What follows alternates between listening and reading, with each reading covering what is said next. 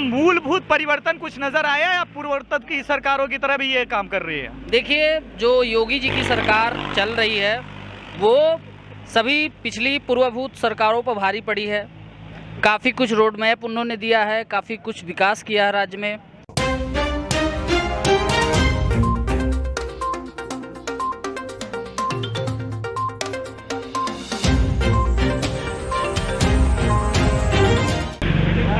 और आई विधानसभा के कठाई गांव में हम आ पहुंचे हैं, जयपुर डायलॉग्स की टीम और द अभिषेक तिवारी शो की टीम हमारे साथ अब गांव के लोग हैं और इन्हीं से जानेंगे कि इस चुनावी माहौल में किसके तरफ किसका पलड़ा भारी है।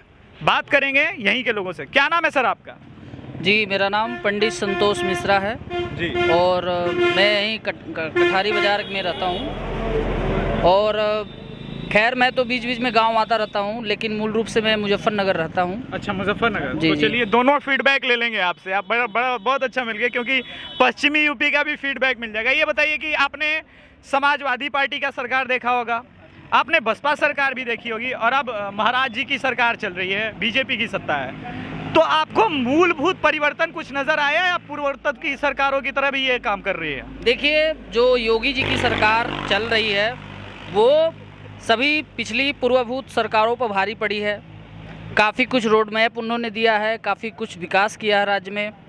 और मैं मुजफ्फरनगर रहता हूँ, वहाँ के जो स्तरीय ग्राम स्तरीय चुनाव हों चाहे जिला स्तरीय तमाम चुनाव हों, उसमें भाजपा काफ़ी बढ़ी है। और वहाँ के सांसद भी संजीव बालियान जी हैं, जो केंद्रीय राज्य मंत्री हैं। और यहाँ अपने गाँव की मैं बात करूँ तो यहाँ भी भाजपा का ही बोलबाला है। अच्छा। क्योंकि कार्य भी काफ़ी स्तर से हो रहा है। किस प्रकार के कार्य आपको नजर आते हैं? अब मान के चलिए, कन्या भ्रूण हत्याएं, तमाम तरह की चीज़ें, समाज में कुरीतियाँ व्याप्त हैं। और इसमें जो है कि योगी जी की सरकार ने काफ़ी कुछ किया है। कन्या सुमंगला समृद्धि योजना, तमाम योजनाएं दी हैं, जिससे कि कन्याओं का भी विकास संभव हो सका है कि वे ग्रेजुएट स्तर तक पढ़ाई कर सकें। और तमाम पुरानी बुनियादी ढांचाओं को उन्होंने बदलने का काम किया है। और कानून की भी व्यवस्था अच्छी है। कानून व्यवस्था से आते हैं, मूलभूत प्रश्न यहीं से उठता है। एक ब्लेम लगता था समाजवादी पार्टी के समय कि गुंडई बढ़ रही है, तो महाराज जी के समय में वैसी हालत है या कुछ सुधार नजर आता है आपको? आप खुद देख सकते हैं, आप तमाम चैनल गुणगान करते हैं, ऐसी बात नहीं है।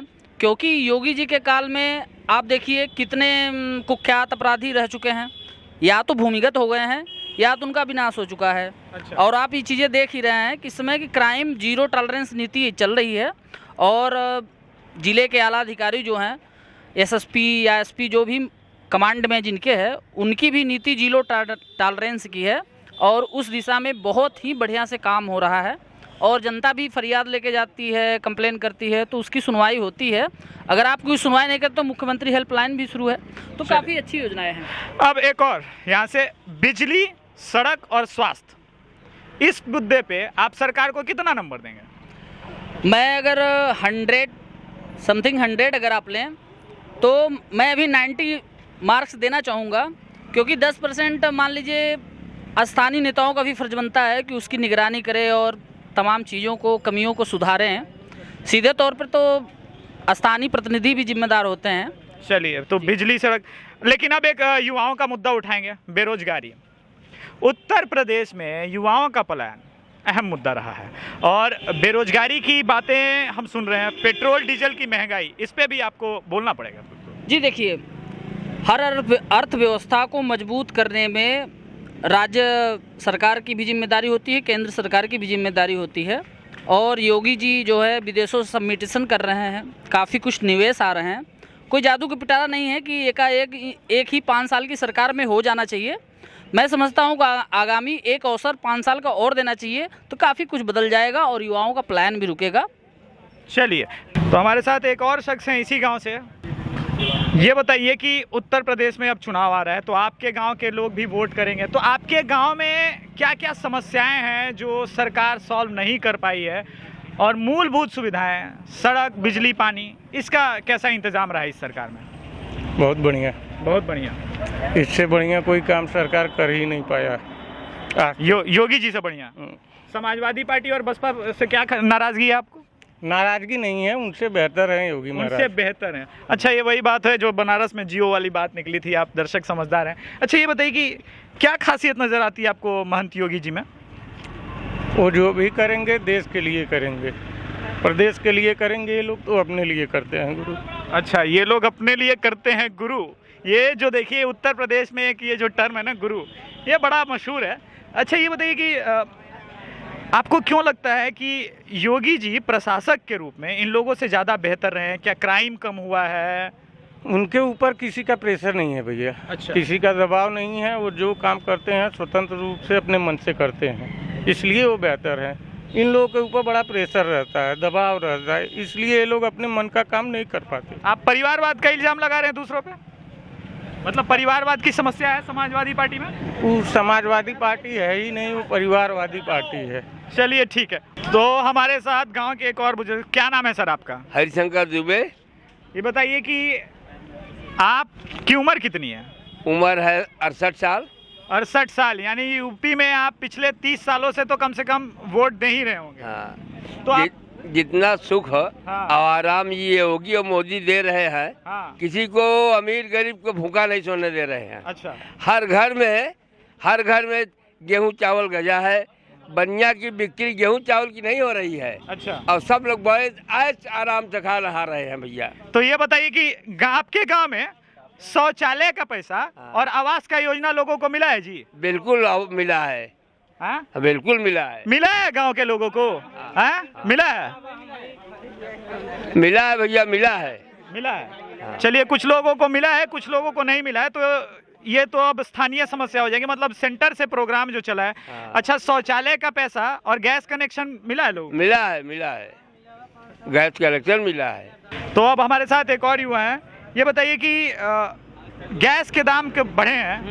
500 में था, अब 1000 में हो गया। 500 में था, अब 1000 हो और गया। कड़ू का तेल दुगुना दाम हो गया है। हाँ। 5 किलो गेहूं चावल दे के हाँ। और गेहूं चावल 5 किलो दे देकर और कड़ू का तेल और रिफाइन हाँ। दुगुना रेट कर दिए हैं। दुगुना बताइए गरीब कैसे जिएंगे? बताइए गरीब कैसे 5 जिएगा? किलो गेहूं चावल देकर भरमा के और हाँ। इधर ले रहे हैं दुगुना। दुगना। गेहूं- अच्छा, ये बताइए कि शौचालय वगैरह का भी पैसा आता है? आता है ना, आता है। वही आधा बना है आधा नहीं बना है। आधा बना है, आधा नहीं बना है। कहने तो मतलब अच्छा, ये बताइए 50% लोगों को मिला है, 50% अभी वैसे ही 50% है। लोगों को। तो इस बार आपके नजर से वोट किसको पड़ना चाहिए? वोट अखिलेश यादव। अखिलेश यादव को। तो गांव में मिक्स रिएक्शन है। अभी युवाएं घूम रहे हैं बेरोजगार। क्या बेरोजगारी का करेंगे? समझ- 5 किलो गेहूं चावल लेकर जी लेंगे? हाँ, 5 किलो के नहीं, हम कहाँ बताएंगे, जो बोलना है आप हाँ, वही बोल रहे हैं ना भाई। नहीं, ठीक है, ये बड़ी अच्छी बात है कि आप लोग अपनी समस्याओं को खुल के कह रहे हैं और जो सब ना युवक बेचारे टहर रहे हैं, बताइए। ठहर रहे हैं, ये बात तो सही है। सरकारी नौकरी मतलब कम हुआ है। अरे कोई भी नौकरी, प्राइवेट नौकरी भी तो नहीं मिल रही है, कंपनियां सभी बंद हैं। अच्छा, बताइए। कोरोना के वजह से कंपनियां बंद है। चलिए, ये भी सही है। तो हमारे साथ एक और शख्स है। क्या नाम है सर आपका? कमला शंकर मिश्रा। ये बताइए कि आपने समाजवादी पार्टी की सरकार देखी, जी। महाराज जी की भी सरकार देखी है और मायावती जी की भी देखी। सबसे अच्छा आपको किसका सत्ता लगा? मुझे सबसे अच्छा बाबा जी का सरकार अच्छा लग रहा है। बाबा जी का? हाँ। तो बाबा जी में ऐसी क्या खासियत है जो आपको? इन्होंने जातिवाद, बिरादरीवाद, भाई भतीजावाद नहीं चलाया, परिवारवाद के खिलाफ? परिवारवाद चलाया। अच्छा। हाँ। और महिला सुरक्षा के बारे में बात करते हैं। वैसे तो यहाँ महिलाएं नहीं है, लेकिन ये बताइए कि महिला सुरक्षा के मामले में इनका कार्यकाल कैसा रहा? बहुत ही अच्छा रहा। बहु बेटियां घूम रहे, स्कूल जा रहे, आ जा रहे, कोई छीनी छिनैती नहीं है। नशीला पदार्थ कम हो गया है। नशीला पदार्थ, यानी जो पंजाब में ड्रग्स का मुद्दा था वो यूपी में ड्रग्स का मुद्दा नहीं है। खुलेआम अखिलेश सरकार में शराब माफिया, गांजा माफिया सब घूम रहे थे। और योगी जी के सरकार में एक भी नहीं दिखा, सब भूमिगत हो गए हैं। सब भूमिगत हो गए हैं। चलिए, तो बुजुर्गों का, युवाओं का के बीच का जो गैप है वो लगातार बढ़ता जा रहा है। चलिए, बात करेंगे, समानांतर रूप से सबसे बात करेंगे। हमारे साथ एक और शख्स हैं। क्या नाम है सर आपका? हमारा नाम राजकुमार दुबे है। मैं किसी पार्टी से भी नहीं हूँ। अच्छा, पहले ही बता दिया कि भैया आप किसी पार्टी से नहीं है। अच्छा, ये बताइए कि आपने तमाम सरकारें देखी है उत्तर प्रदेश में, इस भदोही जनपद में भी, डिस्ट्रिक्ट में भी। तो ये बताइए कि किसकी सरकार बढ़िया रही है? योगी जी का। योगी जी। योगी जी की। क्यों योगी जी की अच्छी लगी आपको सरकार? इसमें डर नहीं है। डर सभी हाँ गुंडा बदमाश अपने रास्ते पे हो गए हैं, इसलिए कहीं भी आदमी खा जी सकता है रह करके। कहीं भी आदमी खा जी सकता है, तो ये तो रोजगार का मुद्दा हो गया। बिजली, पानी, सड़क, सब चीज़ है, कोई ऐसा चीज़ नहीं है। लोग बोलते हैं लेकिन अपना अपना पार्टी है, हम किसी पार्टी से अभी तक जुड़े नहीं हैं। अच्छा लेकिन योगी जी का सरकार जैसा है वैसा सरकार अभी तक आया नहीं था। अच्छा, मेरे 40 साल की उम्र में 40 साल की उम्र में जैसा योगी जी की है वैसा नहीं। अच्छा ये बताइए कि योगी जी ने, लोग कहते हैं कि क्राइम कम किया है, तो आपको लगता है कि योगी जी ने क्राइम वास्तव में कम किया है? हाँ बहुत कम हुआ, बहुत कम हुआ। नहीं तो हर एक बात पे गुंडागर्दी। हमारे साथ एक और युवा है, क्या नाम है आपका? सौरभ शुक्ला। पढ़ाई करते हैं? हाँ सर, ग्रेजुएशन करने के लिए बीएससी के फॉर्म अप्लाई किए हैं एग्रीकल्चर से। तो ये बताइए कि अब शिक्षा के मुद्दे की बात करेंगे। पिछली सरकार के शिक्षा व्यवस्था में और इस सरकार की शिक्षा व्यवस्था में किसका बेहतर लगता है? सर भाजपा सरकार का बेहतर लगता है, क्योंकि सपा सरकार में तो शिक्षा एकदम बिक गई थी, जो कि सिर्फ पैसे पे चलती थी। अब तो सब काबिलियत देख के काम हो रहा है। काबिलियत देख के काम होता है। ये बताइए कि योगी जी के शासनकाल में इल्जाम लगता है कि रोजगार की कमी आई, क्या आपको वास्तव में लगता है? सर देखिए, जिन्होंने 10-15 साल से राज्य को लूटा खाया है, तो उसको बनाने में तो समय तो लगेगा ही ना। तो धीरे धीरे जनता के लिए योगी सरकार कर रहा है। आप देख लीजिए, रोजगार, बिजली, राशन, पानी और ये ज़रूरतमंदों को आवास भी मुहैया करवाया जा रहा है। आप आके देख लीजिए, कभी भी हर एक गरीब आदमी को आवास प्रॉपर तरीके से मिल गया है। चलिए ठीक है। ओके, ये बताइए कि एक समस्या मैंने सुनी है आपके गांव के बारे में। आसपास के कई गांव कह रहे हैं कि ट्रेन नहीं रुकती यहाँ पे। कौन सा प्लेटफॉर्म है? जी हाँ सर, यहाँ माधव सिंह रेलवे स्टेशन है। अच्छा। जो कि बहुत बढ़िया बन चुका है इस समय। अच्छा। कोई एक ट्रेन कल रुकती है, चौरी चौरा एक्सप्रेस, और बाकी ट्रेन बहुत से 17-18 जोड़ियाँ ट्रेनें हैं, यहाँ पे कोई ट्रेनें नहीं रुकती हैं। अच्छा, ये बताइए कि आसपास ये कितने गाँव की समस्या होगी? कम से कम 25-30 गाँव की समस्याएं हैं। 27,000 जनता है और उनके लिए एकमात्र एक्सप्रेस ट्रेन है, और लोकल ट्रेन इसके अलावा? लोकल ट्रेन इस समय बंद है कोरोना काल की वजह से। कोरोना काल में लोकल ट्रेन बंद है। तो भाई एक बात बताइए, 27,000 लोग हैं और यहाँ पे एकमात्र चौरी चौरा एक्सप्रेस रुकती है। तो सरकारों से निवेदन है, जो केंद्र सरकार में बैठे हैं, गरीब जनता को जरा सुनिए और उनके मुद्दों की भी बात कीजिए। कब तक आप मुद्दों की बात नहीं करेंगे? और यहाँ से कम एकाध एक्सप्रेस ट्रेन चलवाइए सरकार, इतनी निवेदन है जनता की तरफ से हमारी। क्या नाम है आपका? जी हमारा राजकुमार यादव। राजकुमार भाई, पढ़ाई करते हैं? जी जी पढ़ाई कर रहे हैं। क्या करते हैं पढ़ाई में? इस समय एमए कर रहे हैं। एमए कर रहे हैं जी।